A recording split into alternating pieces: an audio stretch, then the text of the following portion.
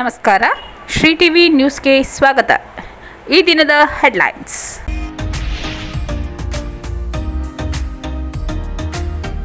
Hostel, ವಸತಿ ಶಾಲೆ, ಆಸ್ಪತ್ರೆ, ಇಂದಿರಾ ಕ್ಯಾಂಟೀನ್ ಸೇರಿದಂತೆ ವಿವಿಧ ಸ್ಥಳಗಳಿಗೆ ಜಿಲ್ಲಾಧಿಕಾರಿ ಶ್ರೀರೂಪಾ ಭೇಟಿ ಮತ್ತು ಪರಿಶೀಲನೆ. ಕೋಟೆಕೆರೆ ಗ್ರಾಮದಲ್ಲಿ ರಾಷ್ಟ್ರೀಯ ಕ್ಷಯರೋಗ ನಿರ್ಮೂಲನಾ ಕಾರ್ಯಕ್ರಮ. ಕರ್ತವ್ಯ ಲೋಪ, ಇಬ್ಬರು ಪೊಲೀಸರು ಅಮಾನತು.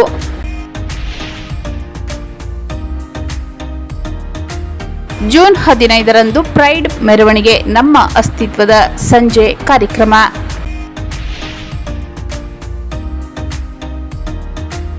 ಹೆಗ್ಗಡಹಳ್ಳಿ ಗ್ರಾಮದಲ್ಲಿ ಗೋಲಕ ಕಳ್ಳತನ.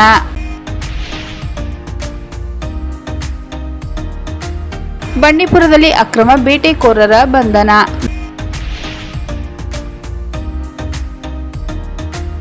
ಬಂಡೀಪುರದಲ್ಲಿ ಅಕ್ರಮ ಬೇಟೆಕೋರರ ಬಂಧನ. ನಾಡ ಬಂದೂಕು, ಕಾಡು ಮೊಲಗಳ ಜಪ್ತಿ. ಗುಂಡ್ಲುಪೇಟೆಯಲ್ಲಿ ಅಕ್ರಮ ಕೇರಳ ಟರಿ ಮಾರಾಟಕ್ಕೆ ಬ್ರೇಕ್. 3560 ಟಿಕೆಟ್ ವಶ, ಇಬ್ಬರ ಬಂಧನ.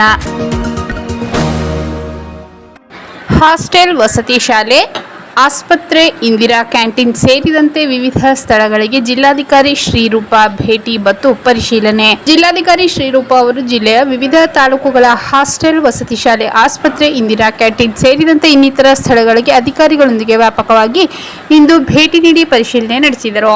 ಮೊದಲಿಗೆ ಉಮ್ಮತ್ತೂರಿನಲ್ಲಿರುವ ಬಾಳೆದಿಂಡಿನ ವಿವಿಧ ಉತ್ಪನ್ನಗಳನ್ನು ತಯಾರಿಸುತ್ತಿರುವ ವರ್ಷ ಶ್ರೀಕಂಠಸ್ವಾಮಿ ಅವರ ಆಕೃತಿ ಇಕೋ ಫ್ರೆಂಡ್ಲಿ ಎಂಟರ್ಪ್ರೈಸಸ್ ಘಟಕಕ್ಕೆ ಭೇಟಿ ನೀಡಿ ವೀಕ್ಷಿಸಿದರು.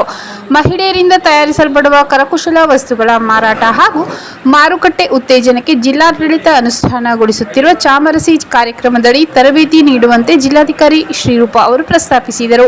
ಚಾಮರಸಿ ಕಾರ್ಯಕ್ರಮಕ್ಕೆ ಸಹಕರಿಸುವಂತೆ ಸಮಾಲೋಚಿಸಿದರು. ಘಟಕದಲ್ಲಿ ಬಾಳೆದಿಂಡಿನಿಂದ ತಯಾರಿಸಿರುವ ಚಾಪೆ, ಬುಟ್ಟಿ, ಕೈಚೀಲ, ಹಪ್ಪಳ, ಉಪ್ಪಿನಕಾಯಿ ಸೇರಿದಂತೆ ಇನ್ನಿತರ ಉತ್ಪನ್ನವನ್ನು ಜಿಲ್ಲಾಧಿಕಾರಿ ವೀಕ್ಷಿಸಿ ಮೆಚ್ಚುಗೆ ವ್ಯಕ್ತಪಡಿಸಿದರು.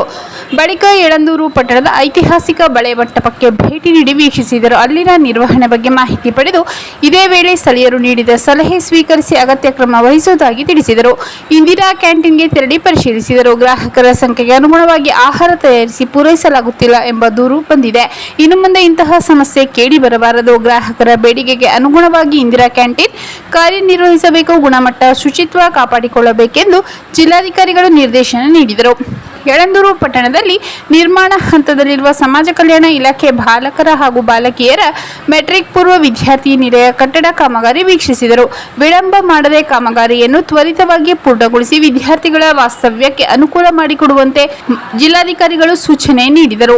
ಘನತ್ಯಾಜ್ಯ ವಿಂಗಡಣಾ ಘಟಕಕ್ಕೆ ಭೇಟಿ ನೀಡಿ ತ್ಯಾಜ್ಯ ವಿಂಗಡಣೆ, ನಿರ್ವಹಣೆ ಕ್ರಮಗಳ ಕುರಿತು ಮಾಹಿತಿ ಪಡೆದರು. ಕೊಳ್ಳೇಗಾಲ ಪಟ್ಟಣಕ್ಕೆ ಭೇಟಿ ನೀಡಿ ಅಲ್ಲಿನ ಉಪವಿಭಾಗ ಆಸ್ಪತ್ರೆ ART ಕೇಂದ್ರಕ್ಕೆ ತೆರಳಿ HIV ಸೋಂಕಿತರಿಗೆ ನೀಡಲಾಗುತ್ತಿರುವ ಚಿಕಿತ್ಸೆ, ಔಷಧಗಳ ದಾಸ್ತಾನು ಪರಿಶೀಲಿಸಿದರು. ಈವರೆಗೆ ಎಷ್ಟು ಮಂದಿ ಸೋಂಕಿತರು AR ಕೇಂದ್ರದಲ್ಲಿ ಚಿಕಿತ್ಸೆ ಪಡೆದಿದ್ದಾರೆಂಬ ಮಾಹಿತಿ ಪಡೆದ ಜಿಲ್ಲಾಧಿಕಾರಿಗಳು ಯುವ ಜನರಲ್ಲಿ HIV ಏಡ್ಸ್ ವಿರುದ್ಧ ಜಾಗೃತಿ ಕಾರ್ಯಕ್ರಮ ಆಯೋಜಿಸಬೇಕು. LED ದೃಶ್ಯಾವಳಿಗಳ ಮೂಲಕ ಪರಿಣಾಮಕಾರಿಯಾಗಿ HIV ಬಗೆಗಿನ ದುಷ್ಪರಿಣಾಮಗಳ ಬಗ್ಗೆ ಅರಿವು ಮೂಡಿಸಬೇಕೆಂದು ಸಲಹೆ ನೀಡಿದರು. ಇಂದಿರಾ ಕ್ಯಾಂಟೀನ್ಗೆ ಭೇಟಿ ನೀಡಿ ಅಲ್ಲಿನ ನಿರ್ವಹಣೆ ವೀಕ್ಷಿಸಿದರು. ಬಳಿಕ ತಿಮ್ಮರಾಜಿಪುರದಲ್ಲಿರುವ ಪರಿಶಿಷ್ಟ ವರ್ಗಗಳ ಕಲ್ಯಾಣ ಇಲಾಖೆ ಮೊರಾರ್ಜಿ ದೇಸಾಯಿ ವಸತಿ ಶಾಲೆಗೆ ಭೇಟಿ ಕೊಟ್ಟು ಅಲ್ಲಿನ ಭೋಜನಾಲಯದಲ್ಲಿ ವಿದ್ಯಾರ್ಥಿಗಳೊಂದಿಗೆ ಸರತಿ ಸಾಲಿನಲ್ಲಿ ನಿಂತು ಊಟ ಹಾಕಿಸಿಕೊಂಡು ವಿದ್ಯಾರ್ಥಿಗಳೊಂದಿಗೆ ಸೇವಿಸಿದರು. ವಿದ್ಯಾರ್ಥಿಗಳೊಂದಿಗೆ ಸಂವಾದ ನಡೆಸಿದ ಜಿಲ್ಲಾಧಿಕಾರಿಗಳು ವಸತಿ ಶಾಲೆಯಲ್ಲಿ ಎಲ್ಲ ಸೌಲಭ್ಯ ಒದಗಿಸಲಾಗಿದೆಯೇ, ಅಧ್ಯಯನಕ್ಕೆ ನಿಮಗೆ ಯಾವುದೇ ತೊಡಕುಗಳಿಲ್ಲವೇ, ಏಕಾಗ್ರತೆಯಿಂದ ವ್ಯಾಸಂಗ ಮಾಡಿ ಮತ್ತಷ್ಟು ಪರಿಶ್ರಮದಿಂದ ಸಾಧನೆ ಮಾಡಿ ಮುಂಬರುವ ಫಲಿತಾಂಶದಲ್ಲಿ ಎಲ್ಲರೂ ಅಗ್ರ ಶ್ರೇಣಿಯಲ್ಲಿ ತೇರ್ಗಡೆ ಹೊಂದಿ ಎಂದು ಸಲಹೆ ನೀಡಿದರು. ಪಠ್ಯೇತರ ಚಟುವಟಿಕೆಗಳ ಜೊತೆಗೆ ಕ್ರೀಡೆಯಲ್ಲಿ ಆಸಕ್ತಿ ಬೆಳೆಸಿಕೊಳ್ಳಿ. ಕ್ರೀಡಾ ಕ್ಷೇತ್ರದಲ್ಲಿ ಸಾಧನೆ ಮಾಡಿದವರಿಗೆ ಹುದ್ದೆಯಲ್ಲಿ ಪ್ರತ್ಯೇಕ ಪ್ರಾತಿನಿಧ್ಯ ಸಿಗಲಿದ್ದು, ಕ್ರೀಡೆ ಚಟುವಟಿಕೆಗಳಿಂದ ದೈಹಿಕ ಆರೋಗ್ಯ ಕಾಪಾಡಿಕೊಳ್ಳುವುದರ ಜೊತೆಗೆ ಒತ್ತಡ ನಿವಾರಣೆ ಸಾಧ್ಯವಾಗಲಿದೆ ಎಂದು ಜಿಲ್ಲಾಧಿಕಾರಿಗಳು ತಿಳಿಸಿದರು. ಈ ವೇಳೆ ಮೊರಾರ್ಜಿ ದೇಸಾಯಿ ವಸತಿ ಶಾಲೆಯಲ್ಲಿ ಅತಿ ಹೆಚ್ಚು ಅಂಕ ಪಡೆದು ಉತ್ತೀರ್ಣರಾದ ವಿದ್ಯಾರ್ಥಿಗಳನ್ನು ಜಿಲ್ಲಾಧಿಕಾರಿಗಳು ಸನ್ಮಾನಿಸಿದರು. ತದನಂತರ ಮಂಗಲದ ಏಕಲವ್ಯ ಮಾದರಿ ವಸತಿ ಶಾಲೆಗೆ ಭೇಟಿ ಕೊಟ್ಟು ಅಲ್ಲಿಯ ವಿದ್ಯಾರ್ಥಿಗಳೊಂದಿಗೆ ಸಂವಾದ ನಡೆಸಿದರು. ಶಾಲೆಯಲ್ಲಿ ಶಿಕ್ಷಣದ ಜೊತೆಗೆ ನೀಡಲಾಗುತ್ತಿರುವ ಕೌಶಲ್ಯ ತರಬೇತಿ ಚಟುವಟಿಕೆ ವೀಕ್ಷಿಸಿದರು.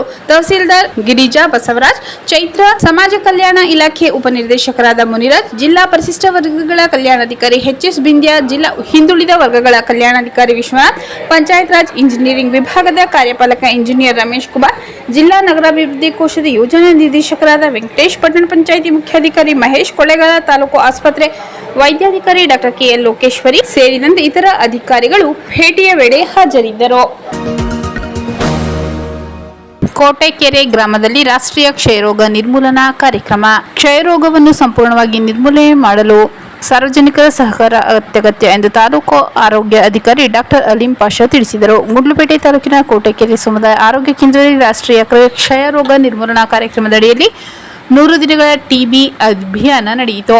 ಕ್ಷಯರೋಗವನ್ನು ಸಂಪೂರ್ಣವಾಗಿ ನಿರ್ಮೂಲನೆ ಮಾಡಲು ಸಾರ್ವಜನಿಕರ ಸಹಕಾರ ಅಗತ್ಯವಾಗಿದ್ದು, 2 ವಾರಗಳಿಗಿಂತ ಹೆಚ್ಚು ಕೆಮ್ಮು, ಜ್ವರ, ರಾತ್ರಿ ಹೆಚ್ಚು ಬೆವರುವುದು, ತೂಕ ಕಡಿಮೆಯಾಗುವುದು, ಹಸಿವು ಕಡಿಮೆಯಾಗುವುದು, ಎದೆನೋವು, ಕೆಲವೊಮ್ಮೆ ಕಫದಲ್ಲಿ ರಕ್ತ ಬರುವುದು ಕ್ಷಯರೋಗದ ಲಕ್ಷಣಗಳಾಗಿದ್ದು, ಇವು ಕಂಡುಬಂದಲ್ಲಿ ತಕ್ಷಣ ಪರೀಕ್ಷೆ ಮಾಡಿಸಿಕೊಳ್ಳಿ ಎಂದು ಸೂಚನೆ ನೀಡಿದರು. ಕ್ಷಯಮುಕ್ತ ಗ್ರಾಮ ಪಂಚಾಯತ್ ಯೋಜನೆಯಡಿ ಗುಂಡ್ಲುಪೇಟೆ ತಾಲೂಕಿನ 34 ಗ್ರಾಮ ಪಂಚಾಯಿತಿಯಲ್ಲಿ 19 ಗ್ರಾಮ ಪಂಚಾಯಿತಿ ಈಗಾಗಲೇ ಕ್ಷಯಮುಕ್ತ ಗ್ರಾಮ ಪಂಚಾಯಿತಿಗಳಾಗಿ ಘೋಷಿಸಲ್ಪಟ್ಟಿದೆ. ಪ್ರಸ್ತುತ 100 ದಿನಗಳ ಟಿಬಿ ಅಭಿಯಾನ ಯಶಸ್ವಿಯಾಗಿ ನಡೆಯುತ್ತಿದ್ದು, ಹೆಚ್ಚಿನ ಅಪಾಯದಲ್ಲಿರುವ ಜನರಲ್ಲಿ ಕ್ಷಯರೋಗ ಆರಂಭಿಕ ಹಂತದಲ್ಲೇ ಪತ್ತೆ ಹಚ್ಚುವುದು ಇದರ ಮುಖ್ಯ ಉದ್ದೇಶ ಎಂದರು. ಈ ಸಂದರ್ಭದಲ್ಲಿ ಸಿಎಚ್ಒ ಸೋನಾ, ರಾಘವೇಂದ್ರ, ಸೌಭಾಗ್ಯ, ಕಲಾವತಿ, ಯತೀಶ್, ದೀಪಶ್ರೀ, ನವೀನ್ ಸೇರಿದಂತೆ ಆಶಾ ಕಾರ್ಯಕರ್ತೆಯರು, ಗ್ರಾಮ ಪಂಚಾಯತ್ ಸಿಬ್ಬಂದಿ, ಆರೋಗ್ಯ ಇಲಾಖೆ ಸಿಬ್ಬಂದಿ ವರ್ಗ ಹಾಜರಿದ್ದರು. ಕರ್ತವ್ಯ ಲೋಪ, 2 ಪೊಲೀಸರು ಅಮಾನತು. ಕರ್ತವ್ಯ ಲೋಪದ ಆರೋಪದ ಮೇಲೆ 2 ಪೊಲೀಸ್ ಸಿಬ್ಬಂದಿಯನ್ನು ಜಿಲ್ಲಾ ಪೊಲೀಸ್ ವರಿಷ್ಠಾಧಿಕಾರಿ ಎಂ. ಮುತ್ತುರಾಜ್ ಅಮಾನತುಪಡಿಸಿ ಆದೇಶ ಹೊರಡಿಸಿದ್ದಾರೆ. ಜಿಲ್ಲಾ ಸಶಸ್ತ್ರ ಮೀಸಲು ಠಾಣೆಯ ಎಆರ್ಎಸ್ಐ ನಾಗೇಶ್ ಹಾಗೂ ಮಹಿಳಾ ಠಾಣೆಯ ಪೇದೆ ಮಲ್ಲಿಕಾರ್ಜುನ್ ಅಮಾನತಾದ ಪೊಲೀಸರೆಂದು ಎಸ್ಪಿ ಮುತ್ತುರಾಜ್ ಮಾಹಿತಿ ನೀಡಿದ್ದಾರೆ. ಜೂಜಾಟದಲ್ಲಿ ತೊಡಗಿದ್ದಾಗ ಗ್ರಾಮಾಂತರ ಠಾಣೆ ಪೊಲೀಸರು ದಾಳಿ ನಡೆಸಿದ್ದು, ಈ ಪ್ರಕರಣದ ಆರೋಪಿಗಳಾಗಿ ಸಿಕ್ಕಿಬಿದ್ದ ಹಿನ್ನೆಲೆಯಲ್ಲಿ ಅಮಾನತು ಮಾಡಲಾಗಿದೆ ಎಂದು ಎಸ್ಪಿ ತಿಳಿಸಿದ್ದಾರೆ. ಜೂನ್ 15ರಂದು ಪ್ರೈಡ್ ಮೆರವಣಿಗೆ, ನಮ್ಮ ಅಸ್ತಿತ್ವದ ಸಂಜೆ ಕಾರ್ಯಕ್ರಮ. ಕರ್ನಾಟಕ ಸ್ವಾಭಿಮಾನದ ಹಬ್ಬದ ಅಂಗವಾಗಿ ಜೂನ್ 15ರಂದು ಚಾಮರಾಜನಗರದಲ್ಲಿ ಪ್ರೈಡ್ ಮೆರವಣಿಗೆ ಹಾಗೂ ನಮ್ಮ ಅಸ್ತಿತ್ವದ ಸಂಜೆ ಸಾಂಸ್ಕೃತಿಕ ಕಾರ್ಯಕ್ರಮವನ್ನು ಆಯೋಜಿಸಲಾಗಿದೆ ಎಂದು ಲೈಂಗಿಕ ಕಾರ್ಮಿಕರು, ಲೈಂಗಿಕ ಮತ್ತು ಲಿಂಗತ್ವ ಅಲ್ಪಸಂಖ್ಯಾತರ ಹಕ್ಕುಗಳ ಮತ್ತು ಸಮತಾ ಸೊಸೈಟಿ ತಿಳಿಸಿದೆ. ನಗರದಲ್ಲಿ ಸುದ್ದಿಗೋಷ್ಠಿಯಲ್ಲಿ ಮಾಹಿತಿ ನೀಡಿದ ಸಂಘಟನೆಯ ಪ್ರತಿನಿಧಿಗಳು, ಕರ್ನಾಟಕ ಸ್ವಾಭಿಮಾನ ಹಬ್ಬ ಕೇವಲ ಉತ್ಸವವಲ್ಲ, ಸಾಮಾಜಿಕ ನ್ಯಾಯ, ಮಾನವ ಹಕ್ಕು ಮತ್ತು ಸಮಾನತೆಯ ಪರ ಜನಾಂದೋಲನವೆಂದು ತಿಳಿಸಿದರು. ಕ್ವಿಯರ್, ಟ್ರಾನ್ಸ್ಜೆಂಡರ್, ಅಂತರ್ಲಿಂಗಿ, ನಾನ್ ಬೈನರಿ ಸಮುದಾಯಗಳು, ಲೈಂಗಿಕ ಕಾರ್ಮಿಕರು, ವಿದ್ಯಾರ್ಥಿಗಳು, ಕಲಾವಿದರು ಹಾಗೂ ವಿವಿಧ ಸಮುದಾಯದವರನ್ನು ಒಗ್ಗೂಡಿಸುವ ಉದ್ದೇಶದಿಂದ ಈ ಕಾರ್ಯಕ್ರಮ ಹಮ್ಮಿಕೊಳ್ಳಲಾಗಿದೆ ಎಂದರು. ಈ ವರ್ಷದಲ್ಲಿ ಸ್ವಾಭಿಮಾನ ಹಬ್ಬದಲ್ಲಿ ಪ್ರೈಡ್ ಚಳುವಳಿಯನ್ನು ಮಹಾನಗರಗಳ ಮಿತಿಯಿಂದ ಹೊರತಂದು ಜಿಲ್ಲೆ ಹಾಗೂ ಸಣ್ಣ ಪಟ್ಟಣಗಳಿಗೆ ವಿಸ್ತರಿಸಲು ಒತ್ತು ನೀಡಲಾಗಿದೆ. ಚಾಮರಾಜನಗರದಲ್ಲಿ ನಡೆಯಲಿರುವ ಪ್ರೈಡ್ ಮೆರವಣಿಗೆ ಮೂಲಕ ಲೈಂಗಿಕ ಮತ್ತು ಲಿಂಗತ್ವ ಅಲ್ಪಸಂಖ್ಯಾತರ ಸಮುದಾಯದ ಸದಸ್ಯರು ತಮ್ಮ ಅಸ್ತಿತ್ವ, ಹಕ್ಕು ಹಾಗೂ ಸಮಾನತೆಯ ಪರ ಧ್ವನಿಯನ್ನು ಸಾರ್ವಜನಿಕವಾಗಿ ವ್ಯಕ್ತಪಡಿಸಲಿದ್ದಾರೆಂದು ಹೇಳಿದರು. ಮೆರವಣಿಗೆಯಲ್ಲಿ ಭಾಗವಹಿಸುವವರು ಸಮಾನತೆ, ಘನತೆ, ಸಾಂವಿಧಾನಿಕ ಹಕ್ಕು ಮತ್ತು ಸಾಮಾಜಿಕ ನ್ಯಾಯಕ್ಕಾಗಿ ಐಕ್ಯತೆಯನ್ನು ಪ್ರದರ್ಶಿಸಲಿದ್ದು, LGBTQIA+ ಸಮುದಾಯದ ಲೈಂಗಿಕ ಕಾರ್ಮಿಕರು ಎದುರಿಸುತ್ತಿರುವ ವಿವಿಧ ಸಮಸ್ಯೆಗಳತ್ತ ಗಮನ ಸೆಳೆಯಲಿದ್ದಾರೆಂದು ತಿಳಿಸಿದರು. ಈ ಸಂದರ್ಭದಲ್ಲಿ ಕೇಂದ್ರ ಹಾಗೂ ರಾಜ್ಯ ಸರ್ಕಾರಗಳ ಮುಂದೆ ಹಲವು ಬೇಡಿಕೆ ಇಡಲಾಗಿದ್ದು, ಟ್ರಾನ್ಸ್ಜೆಂಡರ್ ವ್ಯಕ್ತಿಗಳ ಹಕ್ಕುಗಳಿಗೆ ಸಂಬಂಧಿಸಿದಂತೆ ತಿದ್ದುಪಡಿ ಕಾಯ್ದೆ ಹಿಂಪಡೆಯಲಾಗುವುದು, ಕರ್ನಾಟಕದ ಟ್ರಾನ್ಸ್ಜೆಂಡರ್ ನೀತಿಯನ್ನು ಜಾರಿಗೊಳಿಸುವುದು, ಬದಲಾವಣೆ ತೆರಪಿಗೆ ಸಂಪೂರ್ಣ ನಿಷೇಧ ಹೇರುವುದು, ಲಿಂಗ ದೃಢೀಕರಣ, ಆರೋಗ್ಯ ಸೇವೆಯನ್ನು ಉಚಿತವಾಗಿ ಒದಗಿಸುವುದು, ನಾನ್ ಬೈನರಿ ಮತ್ತು ಅಂತರ್ಲಿಂಗಿ ವ್ಯಕ್ತಿಗಳ ಗುರುತಿಗೆ ಕಾನೂನು ಮಾನ್ಯತೆ ನೀಡುವುದು ಸೇರಿದಂತೆ ಹಲವು ಬೇಡಿಕೆಗಳನ್ನು ಸಂಘಟನೆ ಮುಂದಿಟ್ಟಿದೆ. ಪ್ರೈಡ್ ಮೆರವಣಿಗೆ ಬಳಿಕ ನಗರದ ವರ್ಣಟ ಡಾಕ್ಟರ್ ರಾಜ್ಕುಮಾರ್ ಜಿಲ್ಲಾ ರಂಗಮಂದಿರದಲ್ಲಿ ನಮ್ಮ ಅಸ್ತಿತ್ವದ ಸಂಜೆ ಕಾರ್ಯಕ್ರಮ ನಡೆಯಲಿದ್ದು, ಸಂಗೀತ, ನೃತ್ಯ, ಕಲಾ ಪ್ರದರ್ಶನ, ಕಥನ, ಸಾಂಸ್ಕೃತಿಕ ಕಾರ್ಯಕ್ರಮಗಳ ಮೂಲಕ ಸಮುದಾಯದ ವೈವಿಧ್ಯತೆ, ಹೆಮ್ಮೆ ಹಾಗೂ ಐಕ್ಯತೆಯನ್ನು ಸಂಭ್ರಮಿಸಲಾಗುವುದೆಂದು ಸಂಘಟಕರು ತಿಳಿಸಿದ್ದಾರೆ.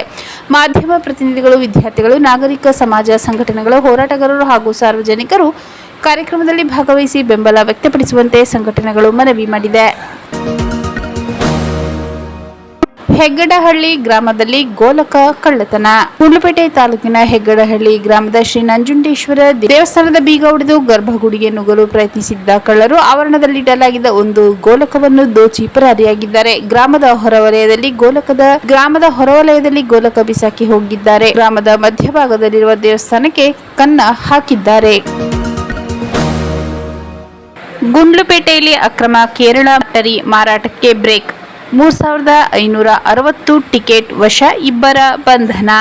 ಜಿಲ್ಲೆಯಾದ್ಯಂತ ನಡೆಯುತ್ತಿರುವ ಅಕ್ರಮ ಚಟುವಟಿಕೆಗಳ ವಿರುದ್ಧ ಕಟ್ಟುನಿಟ್ಟಿನ ಕ್ರಮ ಕೈಗೊಳ್ಳುವಂತೆ ಜಿಲ್ಲಾ ಪೊಲೀಸ್ ವರಿಷ್ಠಾಧಿಕಾರಿ ಮುತ್ತುರಾಜ್ ನಿರ್ದೇಶನ ನೀಡಿರುವ ಹಿನ್ನೆಲೆಯಲ್ಲಿ ಗುಂಡ್ಲುಪೇಟೆ ಪೊಲೀಸರು ಅಕ್ರಮವಾಗಿ ಕೇರಳ ರಾಜ್ಯದ ಲಾಟರಿ ಟಿಕೆಟ್ ಮಾರಾಟ ಮಾಡುತ್ತಿದ್ದ ಇಬ್ಬರನ್ನು ಬಂಧಿಸಿ ಸಾವಿರಾರು ಟಿಕೆಟ್ಗಳನ್ನು ವಶಪಡಿಸಿಕೊಂಡಿದ್ದಾರೆ. ಮೊದಲ ಪ್ರಕರಣದಲ್ಲಿ ಗುಂಡ್ಲುಪೇಟೆ ಪೊಲೀಸ್ ಠಾಣೆ ಆರಕ್ಷಕ ಉಪನಿರೀಕ್ಷಕ ನರೇಶ್ ಕುಮಾರ್ ಅವರಿಗೆ ದೊರೆತ ಖಚಿತ ಮಾಹಿತಿ ಮೇರೆಗೆ ಮಡಹಳ್ಳಿ ಸರ್ಕಲ್ ಸಮೀಪ ದಾಳಿ ನಡೆಸಲಾಯಿತು. ಈ ವೇಳೆ ಸಾರ್ವಜನಿಕ ಸ್ಥಳದಲ್ಲಿ ಅಕ್ರಮವಾಗಿ ಕೇರಳ ರಾಜ್ಯದ ಲಾಟರಿ ಟಿಕೆಟ್ ಮಾರಾಟ ಮಾಡುತ್ತಿದ್ದ ಮಹೇಶ್ ಸೂರು ಗ್ರಾಮದ ನಿವಾಸಿಯನ್ನು ಬಂಧಿಸಲಾಯಿತು. ಆರೋಪಿಯಿಂದ 3,500 ಮೌಲ್ಯದ 70 ಲಾಟರಿ ಟಿಕೆಟ್ ವಶಪಡಿಸಿಕೊಳ್ಳಲಾಗಿದ್ದು, ಈ ಸಂಬಂಧ ಗುಂಡ್ಲುಪೇಟೆ ಪೊಲೀಸ್ ಠಾಣೆಯಲ್ಲಿ ಪ್ರಕರಣ ದಾಖಲಿಸಿ ತನಿಖೆ ಕೈಗೊಳ್ಳಲಾಗಿದೆ. ಎರಡನೇ ಪ್ರಕರಣದಲ್ಲಿ ಪೊಲೀಸ್ ನಿರೀಕ್ಷಕ ಎನ್ ಜಯಕುಮಾರ್ ಅವರಿಗೆ ದೊರೆತ ಖಚಿತ ಮಾಹಿತಿ ಮೇರೆಗೆ ಕೆಎಸ್ಆರ್ಟಿಸಿ ಬಸ್ ನಿಲ್ದಾಣದ ಬಳಿ ದಾಳಿ ನಡೆಸಲಾಗಿ ಅಕ್ರಮವಾಗಿ ಕೇರಳ ಲಾಟರಿ ಟಿಕೆಟ್ ಮಾರಾಟ ಮಾಡುತ್ತಿದ್ದ ಅಮೃತ್ ಮೈಸೂರು ನಿವಾಸಿಯನ್ನು ಬಂಧಿಸಲಾಗಿದ್ದು, ಆರೋಪಿಯಿಂದ 2,02,000 ಮೌಲ್ಯದ 3,490 ಲಾಟರಿ ಟಿಕೆಟ್ಗಳನ್ನು ವಶಪಡಿಸಿಕೊಳ್ಳಲಾಗಿದ್ದು, ಈ ಸಂಬಂಧ ಪ್ರಕರಣ ದಾಖಲಿಸಿ ತನಿಖೆ ಮುಂದುವರಿಸಲಾಗಿದೆ. ಒಟ್ಟಾರೆ 2 ಪ್ರಕರಣಗಳ ಕಾರ್ಯಾಚರಣೆಯಲ್ಲಿ 2,05,000ಕ್ಕೂ ಹೆಚ್ಚು ಅಧಿಕ ಮೌಲ್ಯದ 3,560 ಲಾಟರಿ ಟಿಕೆಟ್ಗಳನ್ನು ಪೊಲೀಸರು ವಶಪಡಿಸಿಕೊಂಡಿದ್ದಾರೆ. ಮತ್ತೊಮ್ಮೆ ಮುಖ್ಯಾಂಶಗಳು.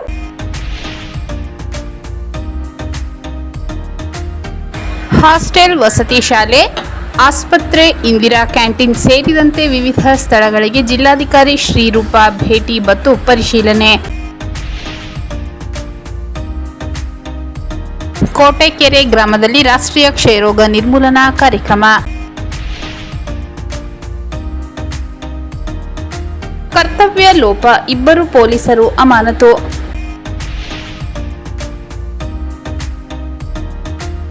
ಜೂನ್ 15ರಂದು ಪ್ರೈಡ್ ಮೆರವಣಿಗೆ, ನಮ್ಮ ಅಸ್ತಿತ್ವದ ಸಂಜೆ ಕಾರ್ಯಕ್ರಮ.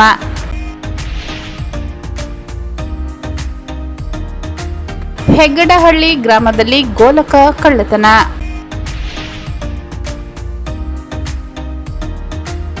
ಬಂಡೀಪುರದಲ್ಲಿ ಅಕ್ರಮ ಬೇಟೆಕೋರರ ಬಂಧನ.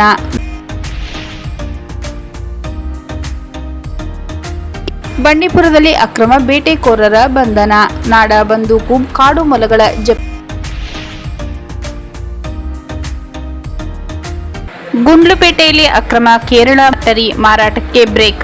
3,560 ಟಿಕೆಟ್ ವಶ, ಇಬ್ಬರ ಬಂಧನ.